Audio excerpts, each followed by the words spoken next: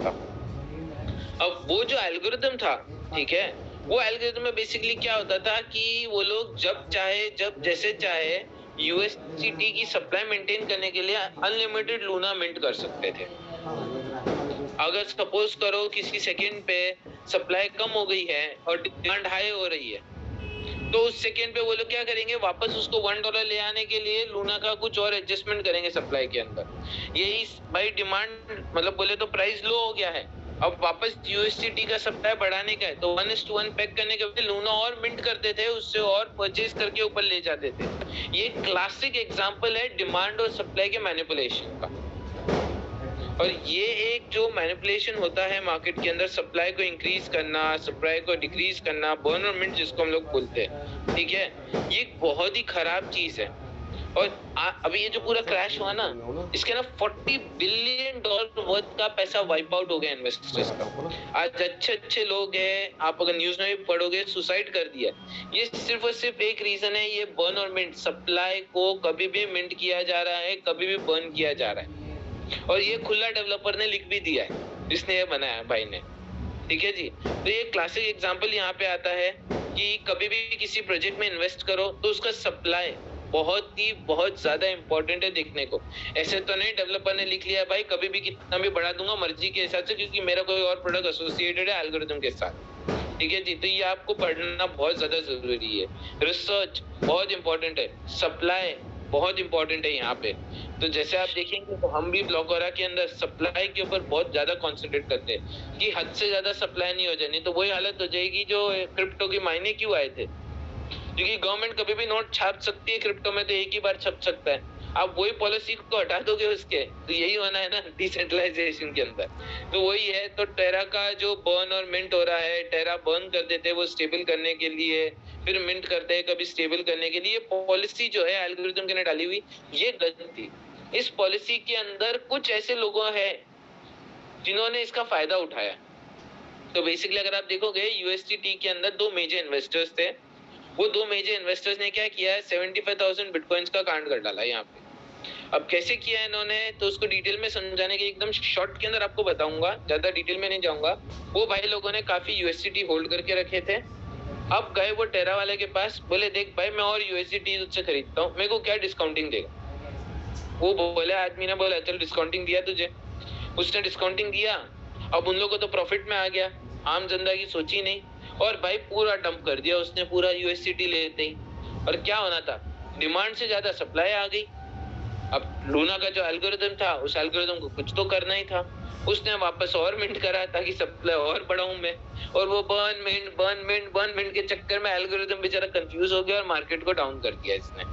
तो ये है पूरा ये क्राइसिस का, ठीक है जी। इसलिए सप्लाई कभी भी ध्यान रखिए, हद से ज्यादा बड़ा ना हो कि सोच के भी आगे निकल जाए कभी वो एल्गोरिथम के अंदर। एक फिक्स सप्लाई कभी भी होना चाहिए, ऐसा एल्गोरिथम नहीं है कभी कि बाबा वो जरूरत के हिसाब से कभी भी बनाएगा, जरूरत के हिसाब से कम करेगा, जो हमने यहाँ पे ब्लॉकरा के अंदर बहुत उसका ख्याल रखा हुआ है, ठीक है जी।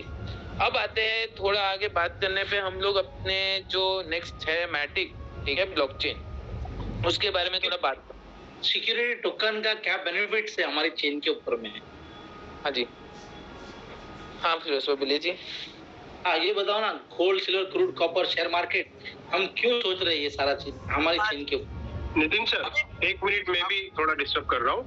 ये यूएसटी जो है टेरा का यूएसडीटी था, टेरा का, ये कभी भी $1 से नीचे इसका प्राइस नहीं आ सकता है, ये एल्गोरिदम है। लेकिन फिर भी वो 30 सेंट 40 सेंट पे आया, इसलिए ये सब चीजें हुई।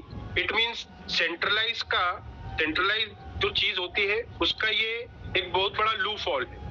तो इसका तोड़ दुनिया में अगर किसी के पास है तो वो फिरोज सरी और आप लेकर आए हो, जिसको कहा जाता है सिक्योरिटी टोकन या प्रॉपर्टी टोकन, जिसको हम एड्रेस चेन कह रहे हैं, या गोल्ड के टोकन। उसके बारे में आप अगर बताएंगे थोड़ा सा तफसील में तो अच्छा रहेगा प्लीज। जी रियाज भाई, पहले तो बहुत अच्छा लगा आपकी आवाज सुन के इतने दिनों बाद। मुझे आपको देख के बहुत अच्छा लगा सर। आपका पीछे जो फोटो लगा हुआ है ना, फोटो भी आप, हाँ आप जैसे ही लग रहा है, आपकी का फोटो है पीछे। Thank you. तो कैसा है रियाज भाई, आपके सवाल का जवाब देने के लिए फिरोज भाई का, ठीक है। देखो टेरा वाले ने क्या किया मालूम है, उसने 1:1 पैक बोला, ये सिर्फ बोला, उसने मेंटेन नहीं करा। उसने क्या बोला, मैंने एक एल्गोरिथम लिख लिया है, अब मेरे पास जितना हो ना उसको साइड में रख दो भाई, ये एल्गोरिदम है। कभी भी डिमांड और सप्लाई में प्राइस इफेक्ट हो गया ना, तो मैं जितने चाहिए उतने लूना छपवा दूंगा और लूना का मैं डिमांड बना के यूएसडीटी परचेज करके मैं उसका प्राइस ऊपर लेके आऊंगा। ये हम नहीं कर रहे। हमने इधर कोई एल्गोरिदम नहीं बनाया है जो सप्लाई और डिमांड को मेंटेन करेगा। हमने तो सीधा सीधा बोला भाई मेरे पास इतना ग्राम गोल्ड है, इसकी इतनी वैल्यू है, एंड ऑफ स्टोरी। पीछे कोई एल्गोरिदम नहीं है, पीछे कोड नहीं है जो कभी भी इस प्राइस को ऊंच नीच भी करेगा। समझे? रेगुलेशन के पास में, मतलब समझ लो स्विट्जरलैंड गवर्नमेंट है, तो गोल्ड का पैसा आया तो उठा के हमने गवर्नमेंट के पास में कस्टडी में रखा हुआ है और उसकी यानी कभी किया 100% है। और हमने यहाँ पे एल्गोरिथम नहीं बनाया कोई जो कभी बोल दे भाई अचानक से प्राइस ड्रॉप हो गई तो भाई और भाई गोल्ड में छापूंगा बिना बात के, या मैं उसको पैक कर रहा हूँ ब्लॉक करा के साथ, ब्लॉक करा जाएगा, गोल्ड खरीदेगा, गोल्ड खरीद के प्राइस को बोलेगा, मैनिपुलेशन करेगा। ऐसा हम नहीं कर रहे हैं। हमारा तो भाई सिंपल है, तुमने गोल्ड लिया, ओके, गोल्ड रखा हम लोगों ने, उस चीज को जाके बैंक ऑफ स्विट्जरलैंड के अपना स्विट्जरलैंड की कस्टडी के अंदर, स्विट्जरलैंड गवर्नमेंट के पास, वो कस्टडी में जितना गोल्ड है उतने ही टोकन बनाए। कभी भी टोकन को जाके मैनिपुलेट नहीं करेंगे हम, प्राइस नीचे गिर गया कि प्राइस ऊपर गया गोल्ड का, कि हमारा मेंटेन रहे। क्योंकि हमने तो आपको बोला था भाई 1 ग्राम इज इक्वल टू $30 मतलब XYZ। अभी तो भाई 1 ग्राम का गिर गया, गोल्ड का प्राइस नीचे जा रहा है, मैं एक काम करता हूँ तुम लोगों को बचाने के लिए ना एक्स्ट्रा बना देता हूँ फुकट के गोल्ड, या गोल्ड कम कर ले। ऐसा हम नहीं कर रहे वो टेरा वालों की तरह, समझे? तो ये बहुत इंपॉर्टेंट चीजें हैं। कभी भी याद रखिए, किसी भी स्टेबल कॉइन के अंदर जाओ या किसी भी सिक्योरिटी टोकन के अंदर जाओ, ये स्टेबल कॉइन को सिक्योरिटी टोकन भी बोल सकते हो आप। याद रखिए यूएसडी टीथर है या यूएसडी से पैक कोई भी टोकन आता है कि मैं 1:1 हूँ, वो सिक्योरिटी टोकन ही है मेरे भाई। याद रखना, वो एक सिक्योरिटी, एक वैल्यू रखी है उसने उसके अगेंस्ट। बिटकॉइन की तरह नहीं बोला कि वैल्यू भाई उसके यूटिलिटी के ऊपर क्रिएट हो रही है।